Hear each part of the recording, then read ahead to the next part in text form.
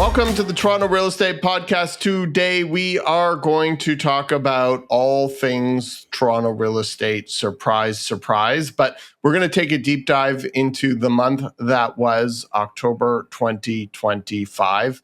It was not pretty. It was not fun. And it certainly was not for the faint of heart. Thank you so much for tuning in. My name is Ralph Fox, and I'm the co-founder and broker of record of Fox Marin, and today we have my lovely, smiley associate and partner in crime, Corey Marin, here to join us. Hi, Corey. How are you? I'm good. I'm just experiencing snow for the first time in fall 2025, and I'm kind of okay with it up until Christmas.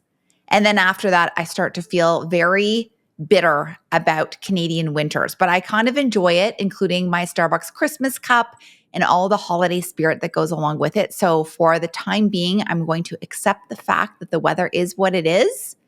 And then the bitterness can kick in January 2nd. Were you talking about winter or the Toronto real estate market? Because it seemed, I wasn't sure. I lost track because the two were tracking very, very well together. It has not been a fun fall for those of us out there who were expecting a bit of a turnaround or even a bit of stability. We are continuing to see softness basically across the board, with a little surprise as to where we're starting to see stability find its ground in the market. But we're going to talk about that as we go through the stats and talk anecdotally about what we're seeing. Before we really start to take this deep dive, please be sure to hit that like or subscribe button. If you have any comments, we'd absolutely love to hear from you. Corey, yeah. Let's do this. Talk to us, take us through the slides. Let's hit it. Okay, there's so much to ingest because we've really listened to our feedback where a lot of our listeners find it very frustrating when we only look at year-over-year statistics. So today, we're going to be looking at the statistics in various different methodologies. We're going to look at month-over-month. We're going to look at year-over-year. We're going to compare prices to peak, which would be February 2022 about.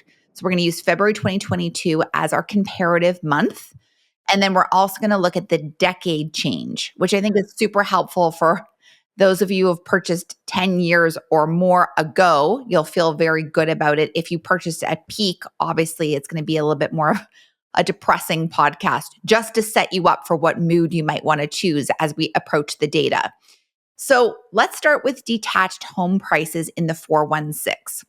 So when we move to this slide, it's going to look overwhelming, but we're going to walk you through it. So this center graph here is explaining detached home prices month over month from October 2024 all the way up to last month, October 2025. So you can see that there's a little bit of peaks and valleys here. And of course, we're always going to see some of the valleys in seasonal times of the year. Those obviously being during the winter of our discontents, okay? So your December, January, February is going to be a lot slower.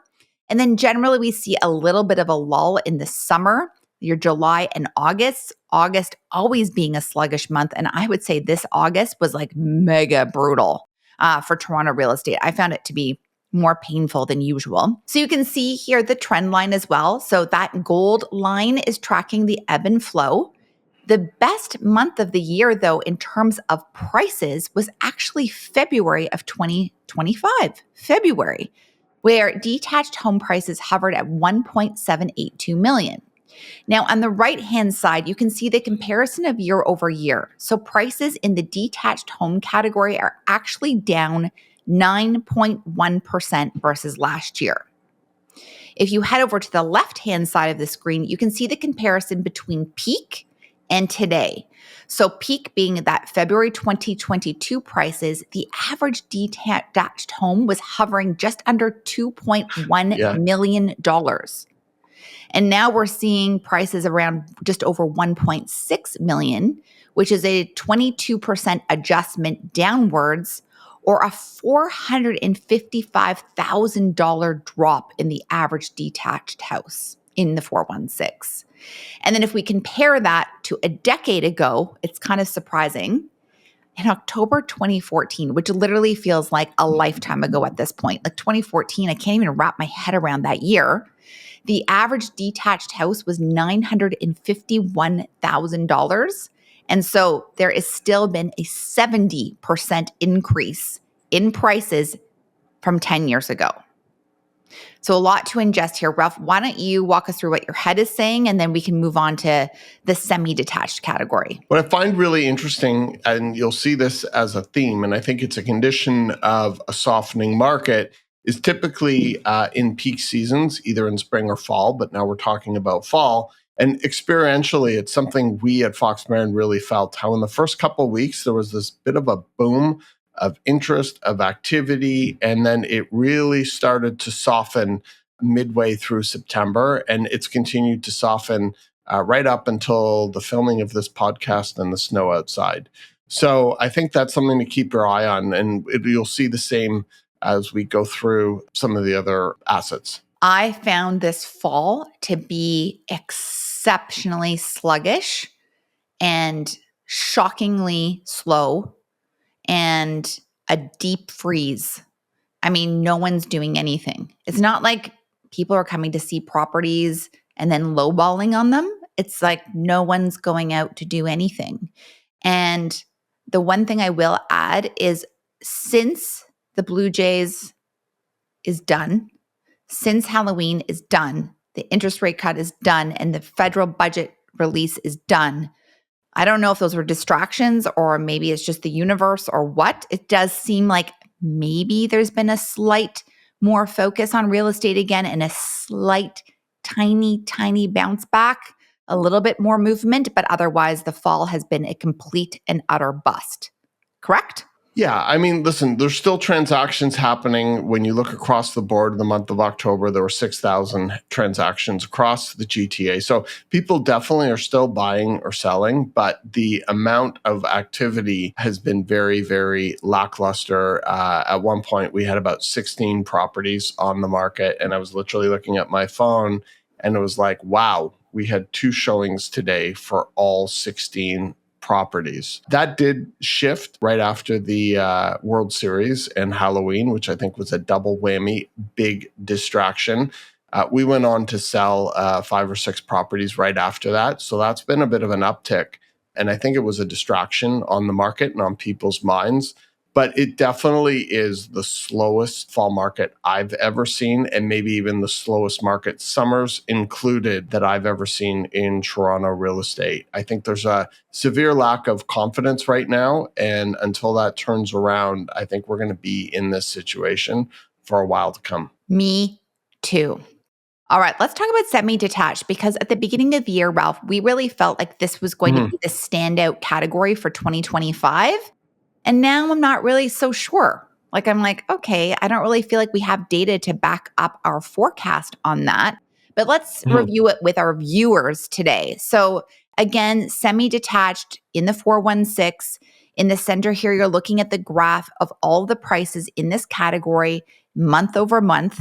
The peak month being March 2025. So that would be considered to be very early spring market. And in fact, if we even had a spring market this year, if you want to even categorize or look at seasonality that way, I would have said it started more closer to May than in March. So this looks like a little bit of an earlier boom for this category. And the reason that we had forecasted this as being the standout is because this is still offering a low rise. This category still offers buyers a low rise category that's still somewhat, I'm putting air quotes around this for those that are listening on Spotify, for example, affordable. So it's a bit more of an entry level category versus detached. But you're still looking at an average price at the peak at 1.33 million. Now, if you look at the right-hand side here, we're going to compare year over year. This category is actually down 7% versus last year in terms of price. And then if we look at peak, the peak being February 2022, the average semi was just under 1.5 million. So since peak, we're down 18.6% in terms of price. And then let's look at that decade change. If you had purchased 2014 or before that, the semi-detached category was averaging 678,000. I just don't even remember seeing, I don't even really remember that actually. It seems so weird to transact in the low-rise category in that price range, but prices are still up 80% versus a decade ago. So The one thing that surprised me about this fall is we had quite a bit of inventory in this category. And I really felt like those were just going to be slam dunk properties that sold very quickly with a lot of interest and open house attendees and offers. And this category really struggled. And this is where you'll generally see prices between that 1.1 to like 1.45 range. And it was very sluggish. And I know that that was the same sentiment for some of our other team members as well that had listings in this category and range. Yeah, I think what's really interesting about semi-detached is it's really the entry point for the freehold market. Typically, you will see condo owners graduating from a condo, maybe even a small stack townhouse, into a semi-detached property.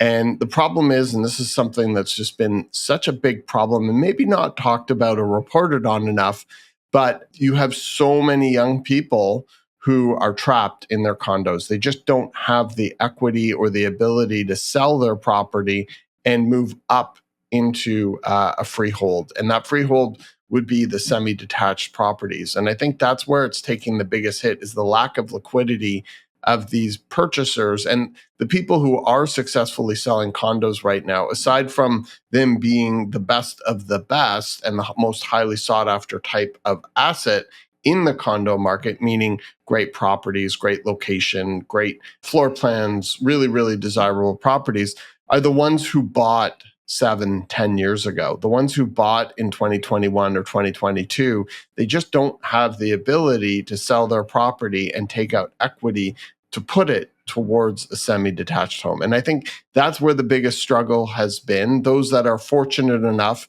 to have won the lottery where their parents are able to stroke a nice big check, those are the ones who are probably more apt to be purchasing as first-time buyers. Maybe parents just trying to get their kids out of their basement. I have no idea. But I think that's where the problem and the stall has been in the semi-detached market. And it will continue to remain that way until we see a little bit of stability in the condo market, where those that have bought more recently are able to sell their condos and move on and upwards. 100%. And I think that the new condo purchaser, which would be considered to be your first time home buyer, is uncertain about the economy, uncertain about job stability, uncertain about condos as an asset class. They don't have the same confidence about condos that the former generations have had about condos. And so I think there's hesitancy about that particular asset as well. And then, of course, affordability is a big problem as well. Like, how is a 25-year-old supposed to have the down payment for even some of the entry level condos these days? So, yeah, we're in a big freeze in terms of people not being able to move up the property ladder because each category is stuck. And or not wanting to right now.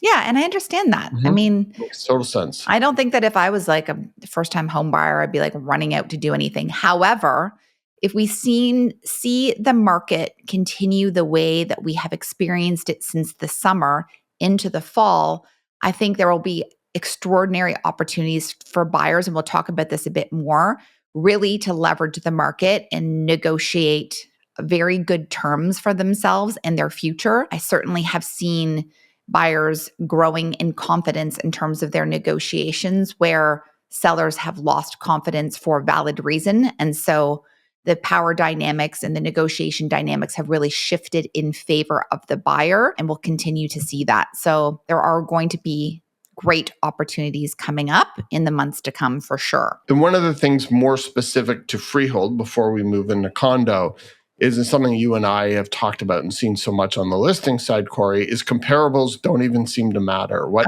something sold for in the summer or what something sold for in the spring market in a buyer's mind is no longer relevant. It's basically, let's look at the list price and then subtract whatever arbitrary number we want to subtract. And then let's take another 100,000 off of that. And then we'll submit an offer and let's see what happens. And if it doesn't work out, that's okay. There's lots of other opportunities out there. And this is literally what we're seeing on the listing side. And sellers are having to have a lot of these come to Jesus conversations, not even with us anymore. We're beyond that point.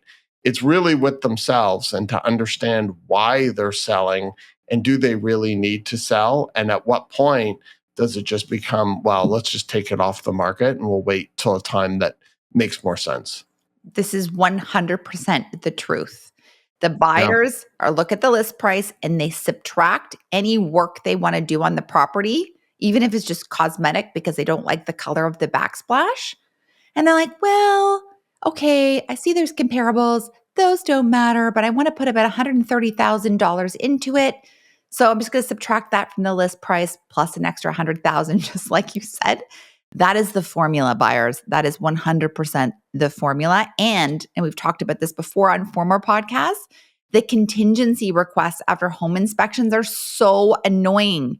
But like buyers are like, the caulking in the bathroom around the tub needs to be fixed, and the faucet's sort of loose, and I don't like the sound of the toilet and how it flushes, and there's a scratch on the front door, and all of these things need to be fixed, or else I'm just not going to buy the property. And like the list is ridiculous. And it's funny because if we had received those requests 2 or 3 years ago, we would have told the buyer to go find something else.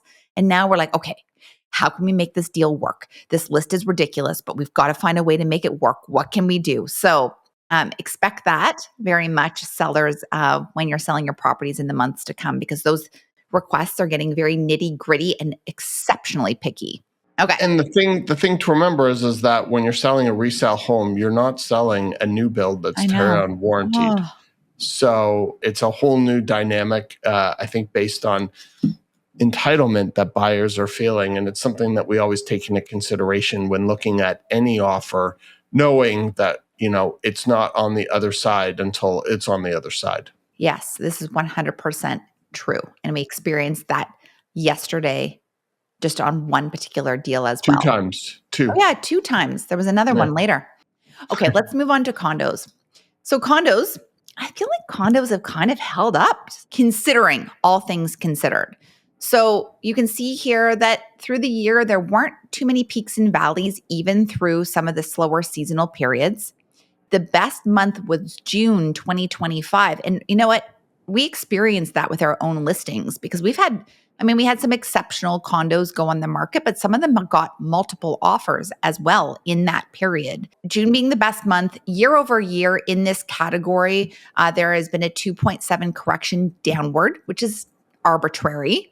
And then you can see from the peak, so the peak prices for condos in February 2022 was 822,000, and prices have adjusted downward 15% in this category, which is not insane. Of course, this is a lower price point, so those adjustments are going to be smaller. And when you see a lot of those crazy TikTok videos where people are like, oh my God, this condo's down 70% since the purchaser purchased it. Generally, they're comparing something that was purchased pre-construction. So something that was purchased at $1,500 to $1,600 a square foot or higher. And then they're comparing it to today's resale prices. So when we're looking at this slide, we're only talking about residential resale, and pre-construction is a completely other category. And if you want to learn more about pre-construction, Ralph has done some amazing podcasts about that particular subject, which you can see in our playlist. I can even link it down below, actually. And then if you see the decade change, the average condo price in October 2014 was $520,000. And so prices are still up about 34% from a decade ago in this category. So condos are holding up okay. There is still a lot of inventory out there. That's the one thing. This is only speaking to the condos that have actually sold. We're not talking about all the other inventory that is out there that has not sold. So I think this is a healthy way to look at the condo segment in the resale sector and not to feel so nauseous about the condo that you perhaps own. Yeah, like if you look at these numbers, it's not as bad as you would think it would be given all of the news that's out there. Now, yes, there's a ton of options out there. There's 30,000 listings in the GTA on the market, the bulk of which are condos. You really have to be careful with looking at price versus trying to understand what's actually happening when you start to look at how much inventory is just sitting there. So I think that's one thing to keep in mind, irrespective of price. But it is interesting to see prices still doing relatively okay. But at the same point in time, somebody will reach out to us and say, I want to buy a condo for under 500,000. A few years ago, that would be mission impossible. I remember with somebody maybe in 2022 looking to buy a $500,000 condo.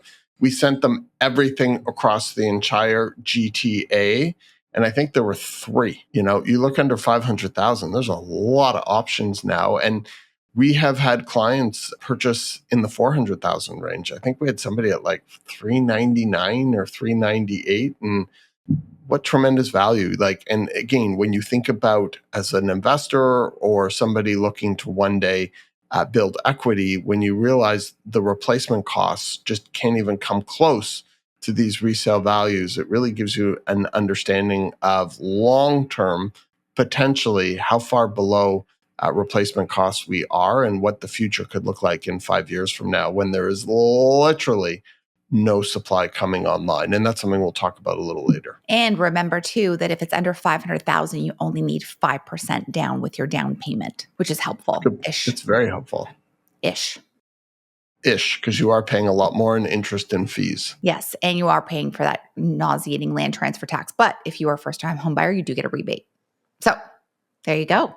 All right, let's talk a little bit more about volume. So volume being the transactions that are moving through the system, how many deals have taken place. So we're going to pick up the pace a little bit here. These are detached sales.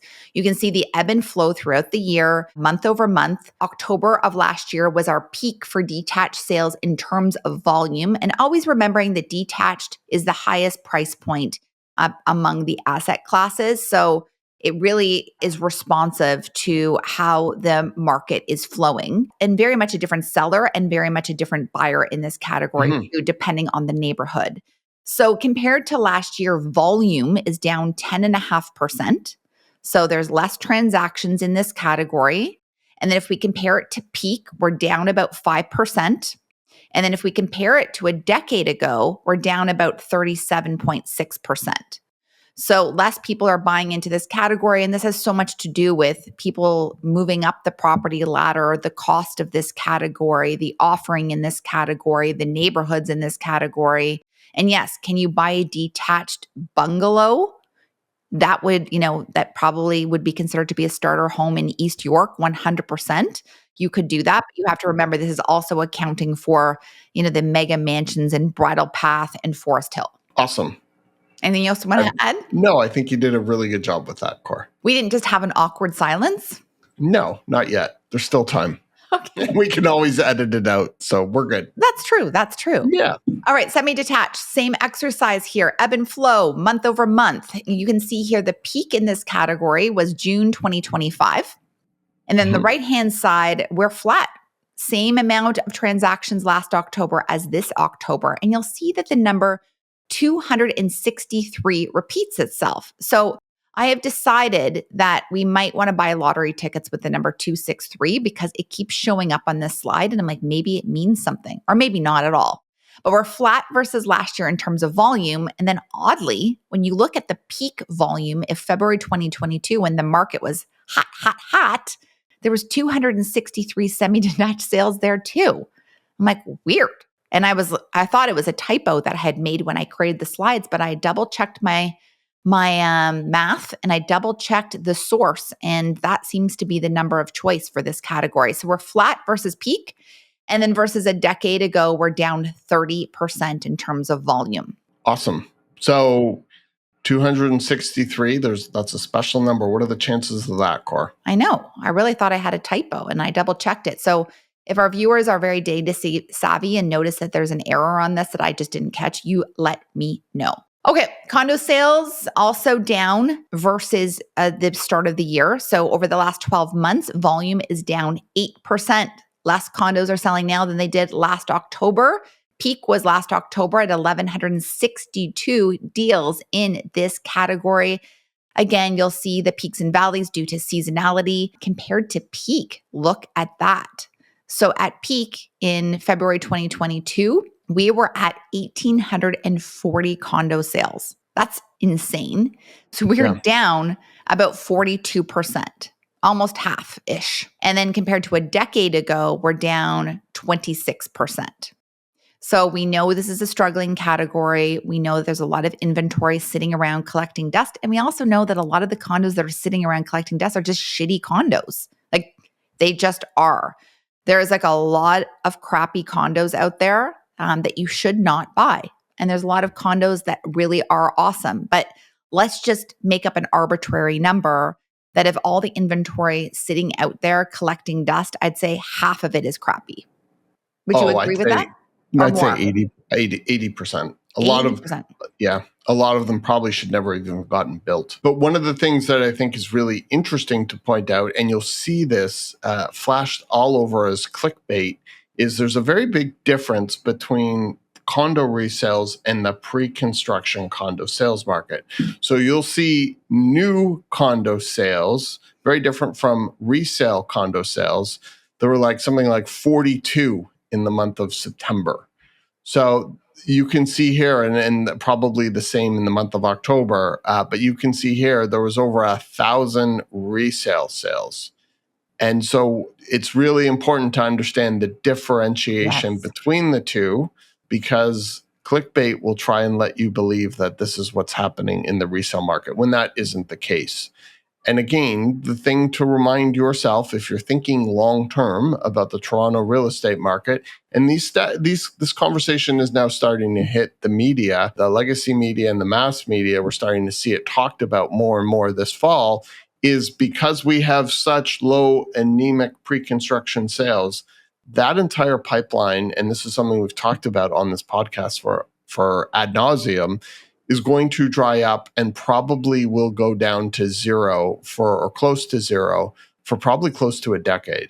And so it is something to think about when you're thinking long-term about the condo market and about the real estate market in Toronto. Yes, there'll be purpose-built rental, but you're just not going to see a lot of new condo buildings for resale being delivered to the market after about the next year and a half or so. And I know we're not going to talk about the federal budget too much today, but there is Mm-hmm. not a lot in the budget that's going to come out and save you when it comes to housing and housing affordability, unless you want to live in a modular rental house that was developed by the government. Like literally, there's just nothing coming out that I can see that's going to make a huge impact on this particular juggernaut that Canada's experienced, and immigration is going to continue to flow. So it's going to be interesting to see where things go. But I also agree, Ralph, that those clickbait articles about new construction even get me sometimes. And I'm like clicking it. I'm like, oh Yeah. God, this is pre-construction. I know. You feel your heart rate pick up and you're like, oh my God, I'm like, oh my why am I God, so the stressed? market And is you're like, oh, crashing. why am I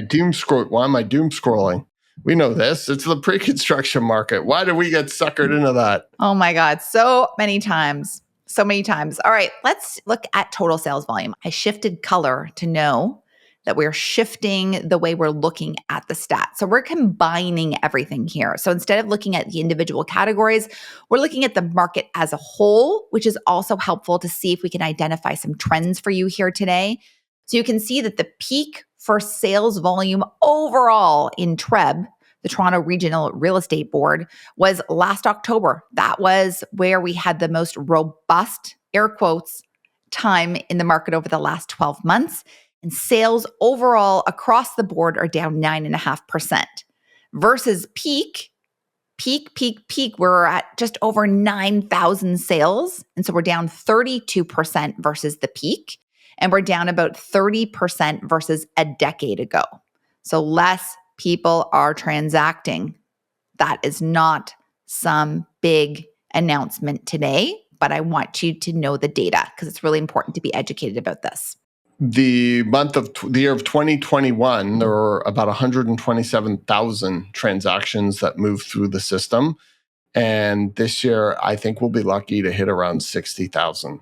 So that just gives an indication of the drop that we're seeing in a transaction environment. And the last time we saw numbers in the 50,000 range, we're going back to 1998, 1999, back to the 90s, when the city was at least half the size that it is today. And wow, there were only 17,000 realtors back then. And today we have 72,000 or whatever the number is. So interesting times to be a real estate agent or broker in our industry. The good are continuing to thrive, and the not so much are on their way out the door, Yes. And we'll for get better blamed. or for worse. Yes, true. And we'll get blamed for all of this as well, Of right? course. Yeah. We drove up all the prices. So obviously we're all driving the prices down. Yes. Funny how that is. I know. It's amazing.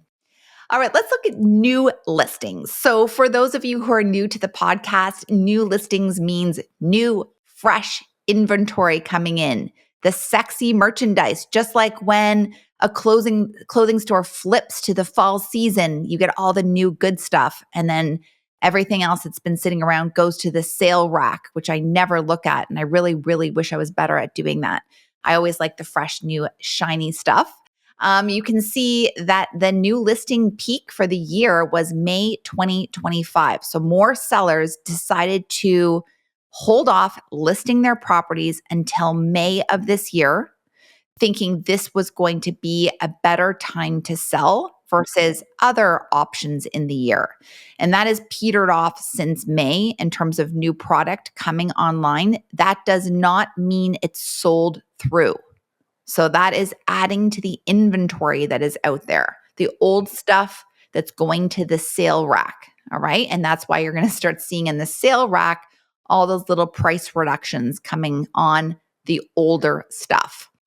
You can see that our percentage change year over year from October to now is 2.7%. So a little bit more inventory this fall than last year. But again, just a minimal amount.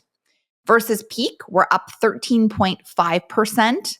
More sellers are trying to get rid of their condos or get rid of their homes or move up the property ladder, diversify whatever their decisions are there versus holding. And then versus a decade ago, we're up 19% with new listings coming online. Anything you want to add here? I think the other thing that this is a counter narrative to actually, Ralph, is that not everybody's like rushing out to sell. I think now that some other sellers have gone out there and stuck their neck out on the street's behalf or the building's behalf. And then people are like, oh, they're not really crushing it, nor did they get a great price, nor did it sell.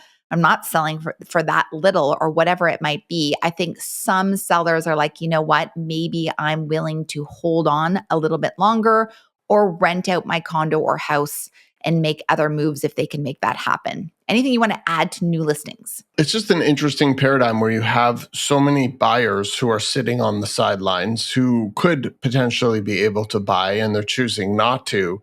And you're starting to see a lot of sellers piling up on the sidelines who would like to sell, but are choosing not to. And we're having so many conversations right now, more so than ever, with people looking to do something on the sales side in the spring, but yet nobody really knows what the spring is going to look like. And so you've got a lot of pent up buyers now, but you also have a lot of pent up sellers, people who would like to sell, but just don't know if the timing is going to be right because nobody really knows anything anymore about what's going to happen. So lots of people on the sidelines. I think we're having more conversations now with people on the sidelines than we are people who are actually engaged fully in the market, because it's really difficult to make a decision in such uncertain times. And while real estate, as much of it as is an investment, it's also really a lifestyle and it affects every aspect of your life. And people are feeling very caught up now, not able to move forward and not really knowing what to do because nobody knows really what the future is going to hold. To that quickly is we've Mhm. had some sellers say, I'm willing to list. I bought 10 years ago. I'm willing to be aggressive on price. That should get it done. And that just isn't always the case. Like it is one of the stronger levers that you have if you want to be an aggressive seller. But even some of our inventory that has been listed, staged, photographed, beautifully styled, flowers, video, open houses, and priced aggressively does not mean that there's going to be traction. And so No. it's frustrating for our sellers because They're like, well, I'm willing to drop the price by 50,000. I'm like, I don't think it's going to make a difference. Like, I don't think necessarily in every single scenario, a 50,000 or $100,000 price reduction is going to move the needle. We just have people very frozen overall. And it's not necessarily about the price. They're just, like you said, they're considering lifestyle, and then they're considering the other factors out there as well, like job security, affordability, economic certainty, confidence, and then also something we've talked about on many podcasts before. It's very scary to be the only person running out there to buy something when all of your other friends and family are on pause. And so a lot of this has to do with the psychology of like getting some momentum and people feeling like other people are doing it, so it's okay if I do it too. And I think it's a very contagious attitude around the market. And I think right now the contagion is freeze. It's so interesting because people always talk about FOMO, but then I'm making this up. There's NOMO, which is like do nothing. I'm not making a move because nobody else around me is making a move. And when you have a type of asset like residential real estate, which is so personal and emotional, it works both ways. And so it will take time for all of this to play out. And I think having some economic certainty whenever that happens will really be the catalyst to starting to see things start to stabilize. All right, let's look at active listings. So as I mentioned, the sale rack, things that are collecting dust, this is representational of that. So this is inventory on the market that's sitting month over month, and it hasn't sold through by month's end. And so you can see that there's been a ramp up in the active listings since December when you look at the center graph. And the most amount of inventory, which aligns with the same time that the most amount of new listings came online, look at that, is June 2025. So we are up in terms of active listings about 17%. And then if you look at the left-hand side of the screen, this is where you're really going to start to see This is the story right here. This is 100% the story. You had to wait this long on the podcast to get the true essence of the story. We're up 300% in active listings. So we only had just under 7,000 in February 2022. And this is when things were selling in like 2 hours, 3 hours, sight unseen, 20 offers. Like it was just madness out there. And now we're up 300%. And then versus a decade ago, which is always helpful just as an additional litmus test, we're up almost just under 60%. So this is telling you the full story, just like Ralph said. And there's just a lot of bloat in the marketplace that's just not being absorbed. I feel like I have bloat. What's the secret? Just drink water or? Oh my God. I always feel bloated too. I think everyone's bloated. I feel really bloated. We have team photographs on Thursday, and I'm trying to cut weight, and I just feel so bloated. Maybe we should put you on diuretics. Yeah. Okay. Now that we've shared everything, let's go on to average price. Yeah, average price. All right. Just a reminder, this is looking at all the categories combined. And you can see there's like not a crazy shift throughout the year, and you're not really seeing that seasonality where things are going high and low, depending on the weather outside. Overall, prices are down though, 7.2% versus last year. And if we compare this to market peak, prices have adjusted down 21%. So a 21% price adjustment since market peak.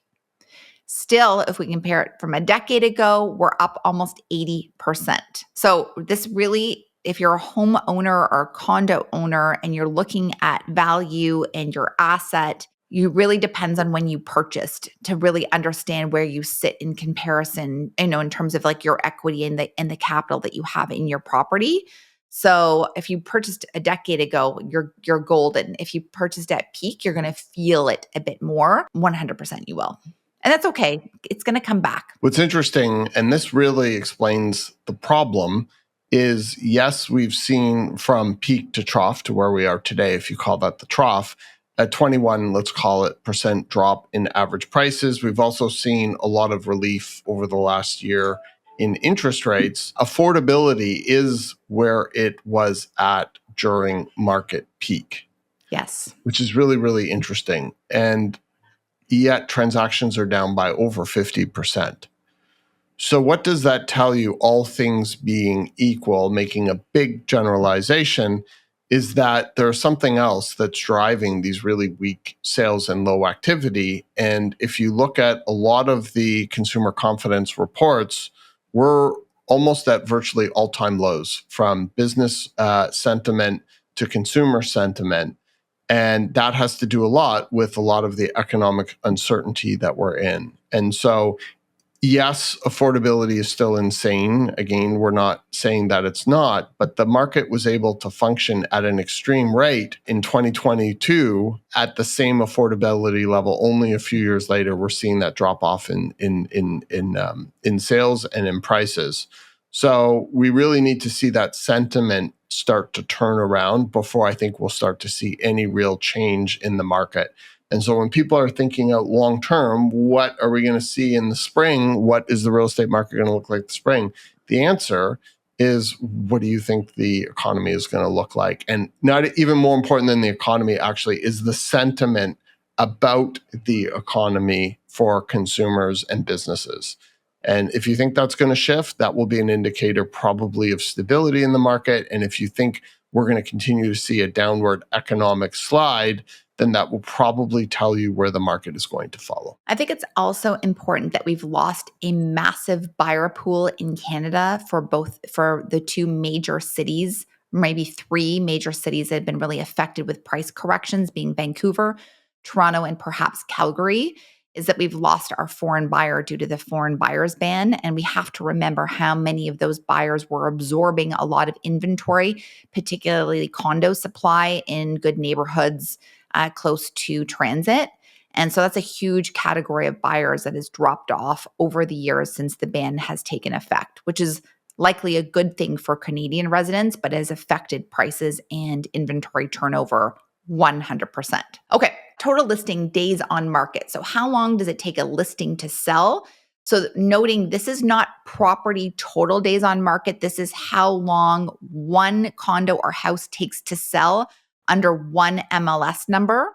And so you can see that the longest time it took to sell in the last year was January 2025, which is a slower period to begin with. You can see that inventory is taking about 15% longer to sell now in October than it did in October 2024, which I definitely can feel anecdotally.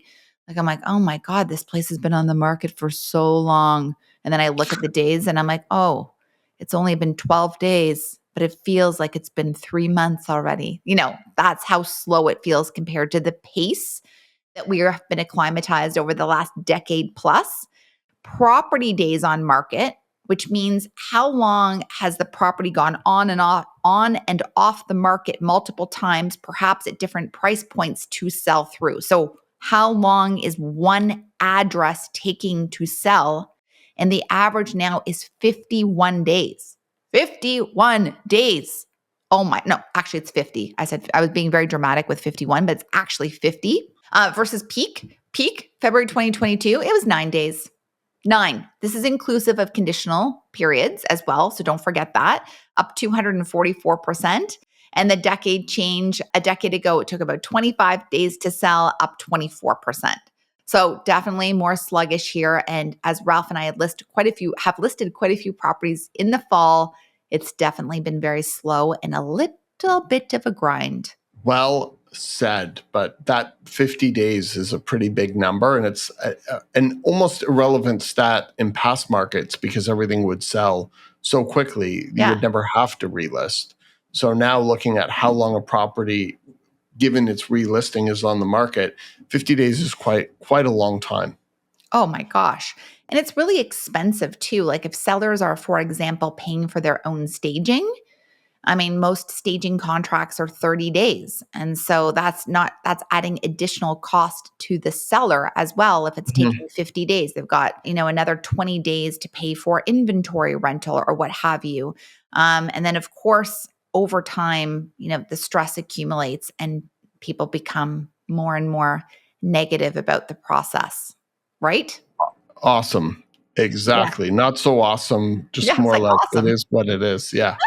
What is awesome is we're running short a little bit on time here, so we're going to wrap this up and we're going to go into my favorite topic, which is months of inventory. And it is really how we look at a big overview of the market. And essentially, what this number suggests is if you took the existing properties on the market at the current rate of sales, if nothing else came to market, how long would it take to sell?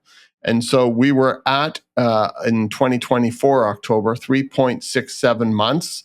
And now we're up to 4.53 months, which is a significant change of 23%.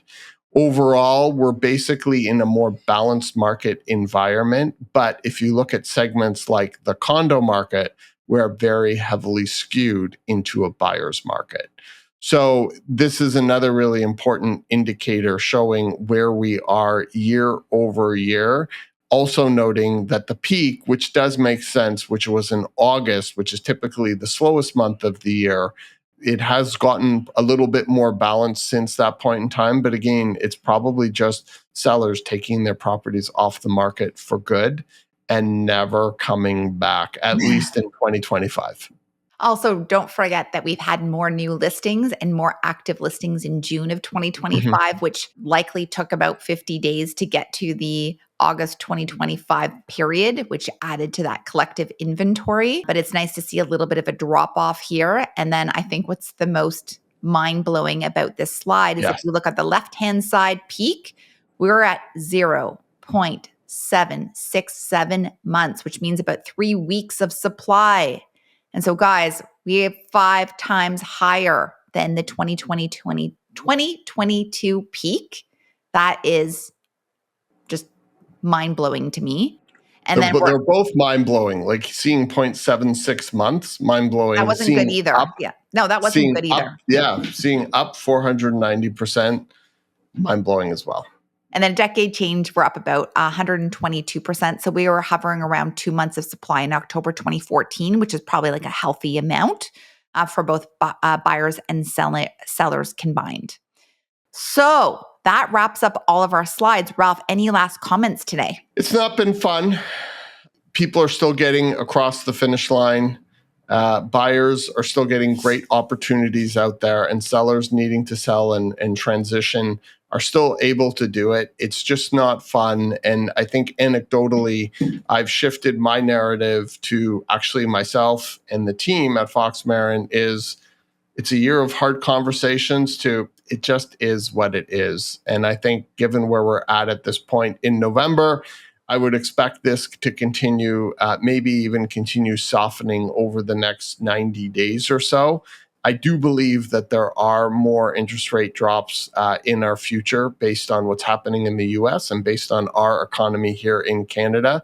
I expect there to be at least 2 more cuts coming. I could be wrong, but I think that will be somewhat stimulative to the market. But really, in my opinion, until sentiment changes, until people are starting to feel a little more confidence and certainty, it's going to continue to be this sort of environment for some time to come. Cora? I agree with everything you just said. And if anyone wants to just chat about their scenario and their situation, Ralph and I are super open to having these difficult, challenging conversations. And we'll Yes. just give it to you straight up. It's just amazing to me how I'm like, it just, like you said, it is what it is. Let's just rip the Band-Aid off and have these real conversations. And that's the only way you're going to be able to make choices to help you and your family move forward. So feel free to reach out, contact us anytime. We're nice. Please don't forget to like and subscribe and click that notification bell. And we'll see you next week with some updates. Awesome. Thank you so much. Thank you, everybody. Bye, Ralph. Bye, Cora.